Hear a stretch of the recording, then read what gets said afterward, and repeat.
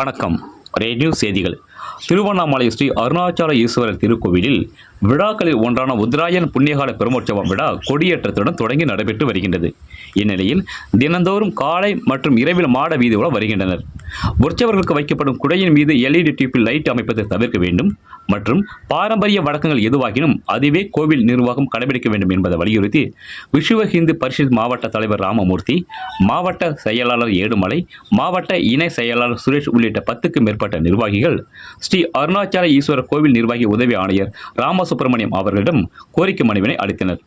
மேலும் இதுபோன்ற லைட் அமைப்பதனால் அங்கு தரிசனம் செய்ய வரும் பக்தர்களுக்கு பாதிப்பு ஏற்படும் நிலை உள்ளதால் அதை தவிர்த்துக் கொள்ள வேண்டும் என எங்கள் அமைப்பின் சார்பாக கேட்டுக்கொள்கிறோம் என்று அந்த மனுவில் குறிப்பிட்டுள்ளனர். ரெட் நியூஸ் தமிழ் செய்திக்காக திருவண்ணாமலை மாவட்ட செய்தியாளர் குப்பன். செய்திகளை உடனுக்குடன் தெரிந்து கொள்ள ரெட் நியூஸ் தமிழ் சேனலை சப்ஸ்கிரைப் செய்வோம்.